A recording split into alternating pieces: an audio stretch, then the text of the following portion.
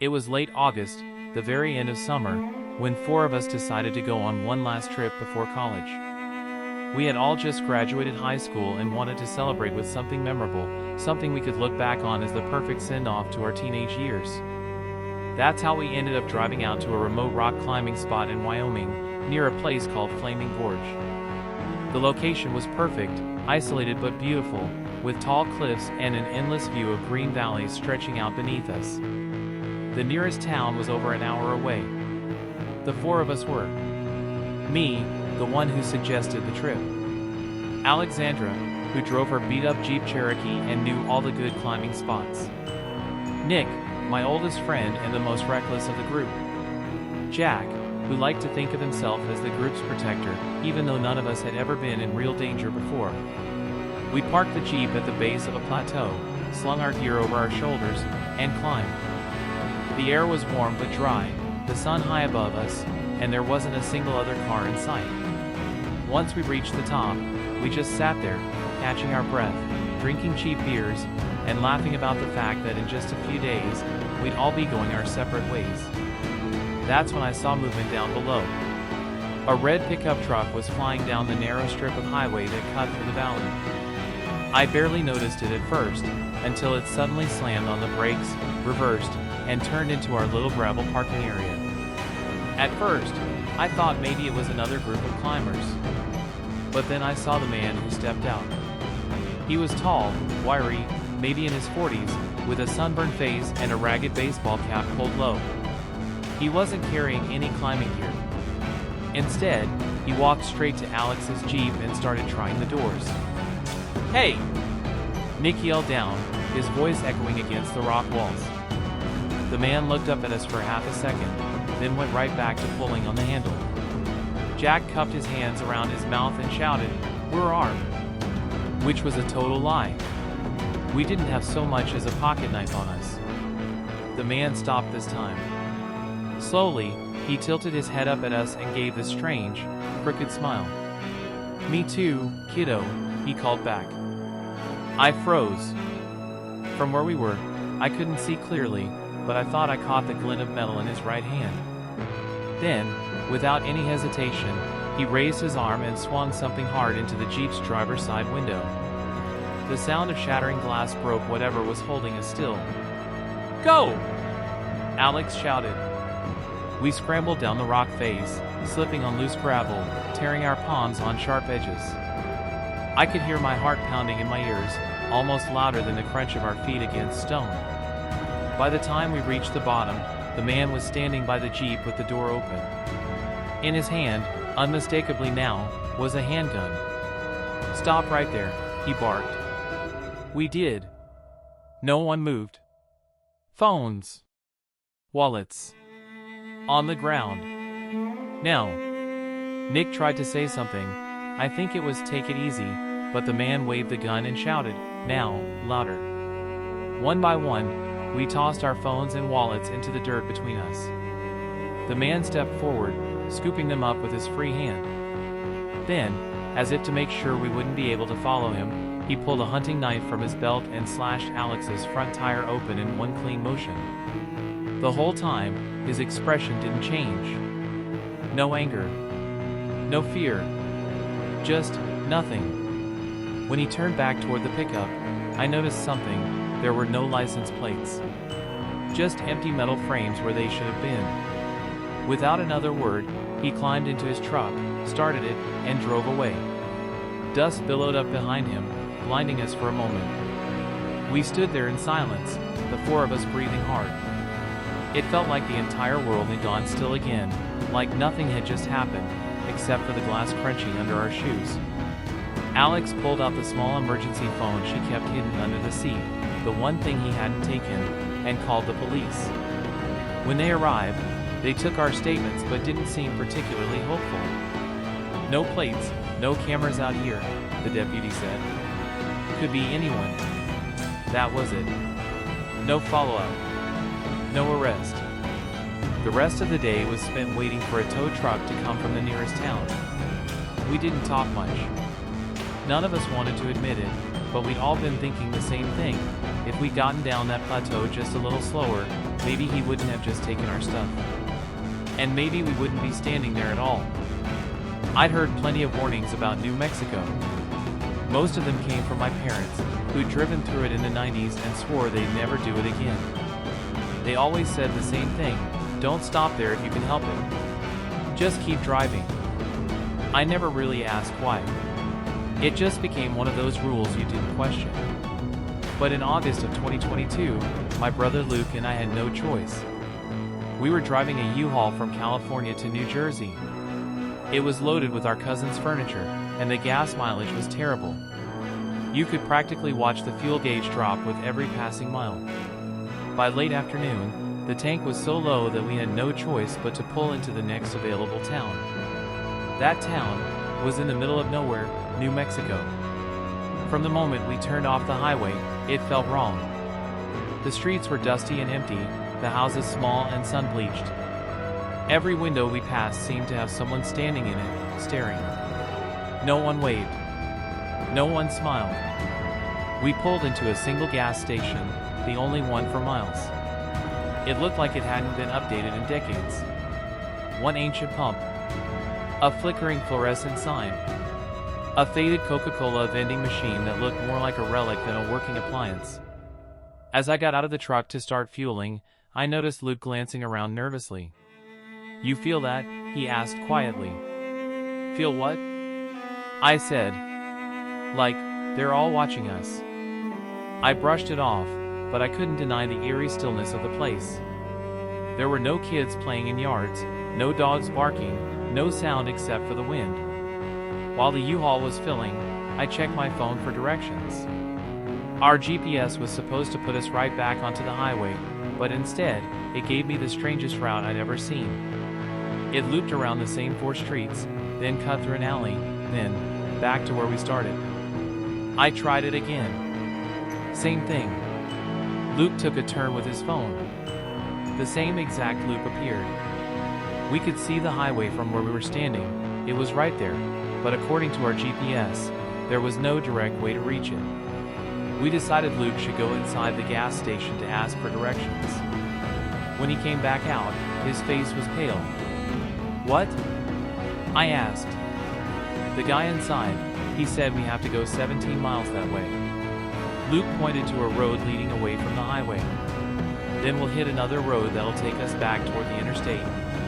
That didn't make any sense. Why drive 17 miles in the wrong direction just to get to a road we could practically see from here? And, Luke added, he kept asking me questions. What kind of questions? Like, why we were driving a U-Haul, what we had in it, where we were headed, how long we'd been on the road. A cold feeling settled in my stomach. We were debating what to do when a dusty old pickup pulled into the gas station. The driver was a middle-aged man in a sun-faded work shirt, and he stepped out with a can of soda in his hand. "You kids lost?" he asked, his tone casual but direct. I told him about the strange GPS loops and the directions from the clerk. The man's eyes narrowed. "That road he told you to take? You don't want to go there. That's cartel country." I thought he was exaggerating, until he leaned in a little and lowered his voice. "People don't come back from there. Not with a truck like that. Not with out-of-state plates." Luke and I exchanged a glance. The man went on, "You're lucky you didn't get jumped already. This place, it's not somewhere you want to linger." He gave us a different set of directions, a back road that ran behind a row of abandoned grain silos, then through what looked like an overgrown trail. He said it would put us on the highway in less than 15 minutes. We thanked him and climbed back into the U-Haul. As we pulled away, I glanced in the side mirror and noticed something unsettling. The gas station clerk was standing in the doorway, staring after us. We followed the man's directions exactly. The gravel road he mentioned was almost invisible from the main street, hidden behind weeds and rusting metal fencing. But once we were on it, I could see the faint tire marks that proved it had been driven recently. The trail he'd mentioned wound through empty fields, then dipped under an old wooden bridge. The whole time, I kept checking the mirrors, half expecting another truck to appear behind us. Finally, we saw the shimmer of the highway ahead. When we merged onto it, Luke exhaled like he'd been holding his breath for miles. For the next hour, neither of us spoke. We didn't even play music. Only when we crossed the state line did Luke finally say, "You think that guy was telling the truth?" I didn't answer right away. Because the truth was, I did. The more I thought about it, the more certain I became that the gas station clerk had been trying to send us somewhere on purpose, somewhere far away from witnesses, somewhere a U-Haul full of furniture could be emptied without anyone asking questions. We never told our parents the full story. And I never asked anyone in that part of New Mexico about it. Some things, you're better off not knowing. But I'll say this, the next time someone warns me not to stop in a certain place, I'll listen. Because sometimes the most dangerous trap isn't a person coming after you. It's a smiling stranger, telling you exactly where to go. Croatia had been the highlight of our trip through Europe. The beaches, the small coastal towns, the food, everything felt slower, more authentic, compared to the usual tourist traps. By the time we reached the port city of Rijeka, it was our final stop before heading home. We had been traveling for weeks, staying in budget rooms, eating at small, local places, and exploring parts of towns most tourists never saw. My girlfriend, let's call her PS, is Croatian. She speaks the language fluently, which made everything easier. She also has a knack for finding restaurants that don't show up in tourist guides. That day, she wanted to try a place her cousin had mentioned, a small seafood restaurant tucked away in a quiet side street. It was a little off the beaten path, but she promised it was worth the walk. The place was small, maybe 6 tables inside, with faded wooden chairs and a single ceiling fan turning lazily overhead. The smell of grilled fish and garlic was mouth-watering. We sat near the back, ordered a platter of seafood, and opened a bottle of wine. The only other customers were a couple of old men playing cards at the bar. The whole vibe was calm, almost sleepy. Halfway through our meal, the doors swung open. 5 men walked in. They were all in their late 20s to early 40s, wearing tracksuits and gold chains. Tattoos ran up their necks and across their hands. They didn't look like the usual lunch crowd, they looked like trouble. PS went quiet immediately. At first, I thought she was just intimidated by their presence, but then I saw the way her eyes kept flicking toward them. She leaned in across the table. "Don't react," she whispered in Croatian. "But we need to leave." "What? Why?" I asked. She kept her voice low. "They're talking about us. They're saying they'll get me separated from you," and then, she didn't finish the sentence. Her face was pale, her hands trembling slightly. "Finish your wine. Then get up slowly.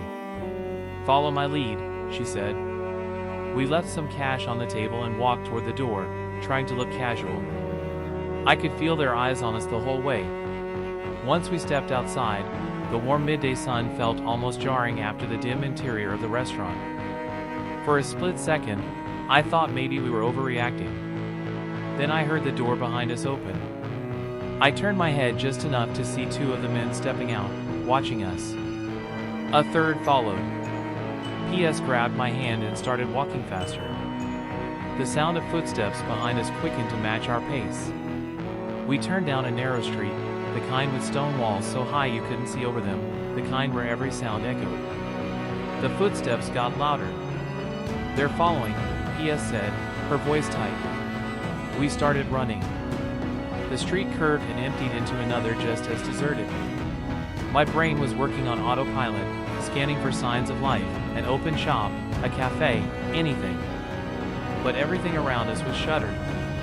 Then, ahead, I saw it, a busier street in the distance, with people moving and cars passing. "Go!" I said. We sprinted toward it, the sound of our shoes slapping against the pavement mixing with the heavier, faster steps of the men behind us. Just as we reached the busier area, the footsteps stopped. I turned around, heart pounding, and saw them standing at the edge of the narrow street, watching us from the shadows. One of them smiled, not a friendly smile, but something colder.